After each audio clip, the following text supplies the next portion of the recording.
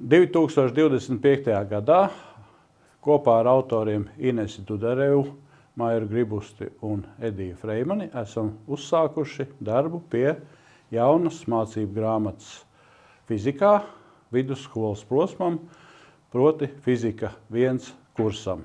Mācību grāmata ir paredzēta divās daļās, pirmā daļa un otrā daļa, un saturs tajā sadalīsies atbilstoši tam, kā tradicionāli skolās arī 10. un 11. klasē sadalās mācību saturs, kuru mēs tātad šajā jaunajā komplekta izdevumā veidojam atbilstoši pilnveidotēji mācību programmai, ko 2023. 24. gadā izstrādāja Latvijas Universitāte. Pirmajā daļā, tātad, kas ir paredzētām 105 mācību stundām, ir 6 temati.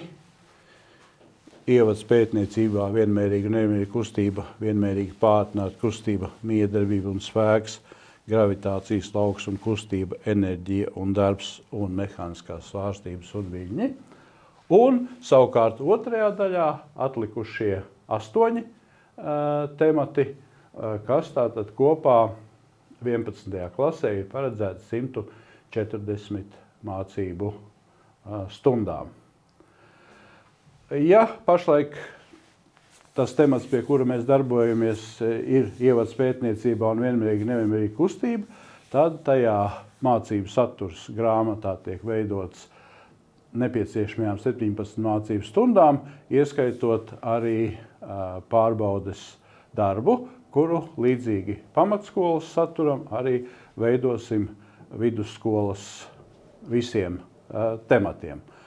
Un tad ieskats nedaudz šajos paragrāfos, kas ir paredzēti tātad stundām 1 vai 2, un atbilstoši programmas paraugam. Pirmais temats ir paredzēts, lai mēs vēlreiz atkārtotu pamatskolā apgūto par zinātniskās izpētes metodi, nāktu klāt mums nākamais solis vidusskolā padziļināti jau par mērījumiem un to precizitāti un mērskaļu pierakstiem, kā arī viss, kas ir saistīts ar eksperimentālu datu attēlošanu, jau pakāpi augstāk atbilstoši fizika 1 standartam un programmai. Noteikti mums ir jāaplūko pirmajā tematā jautājums par skalāriem un vektorāliem lielumiem, kurš ir vairāk mazāk saistīts ar to, ka arī matemātikā šajā laikā mēs apgūstam vektorus, bet šeit koncentrētā veidā mēs arī dosim nelielu ieskatu tādā aspektā, cik tas mums ir nepieciešams tālāk fizikas apguvē.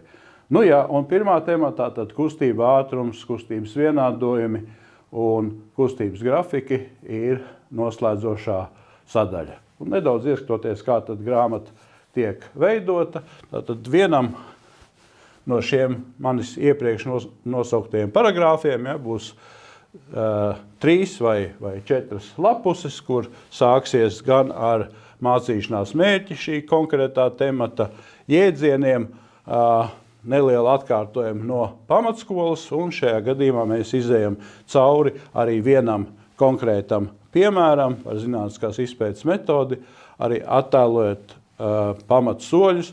Šī ir tāda kā ievadstunda, kurā ir gan atkārtojums, gan noteikti zināšanas jau nāk klāt. Tālāk jau runājot par mērījumiem precizitāti, noteikti tātad ir atkārtojums par absolūto kļūdu, un tas, kas nāk vidusskolā klāt, ir relatīvās kļūdas aprēķināšana, arī noteikšana netiešajos mērījumos, kā arī kādā veidā mēs varam noteikt šo mērījumu precizitāti. Tad arī katra paragrāfa noslēgumā ir gan uzdevumi pieaugošā grūtības pakāpē, aptverot visus izziņas līmeņus, kā arī līdzīgā veidā tiek veidoti arī pārliecinies vai izproti jautājumi, kas palīdzēs tātad skolēniem veikt šo pārliecināšanos par to, kā ir veicies ar apguvi. Uzdevumiem un šiem pārliecinies vai izproti jautājumiem ir paredzēts, ka grāmatas noslēgumā būs arī atbildes un uzdevuma risinājumi, lai tādā veidā skolēni var izmantot šo resursu arī pašvadītā mācību procesā. Nu, lūk, tas ir neliels ieskats tā, kā mēs veidojam šo mācību grāmatu, un tātad fizika 1.1. daļai ir paredzēts sagatavot izmantošanai jau nākamajā mācību gadā, 2026. 2027.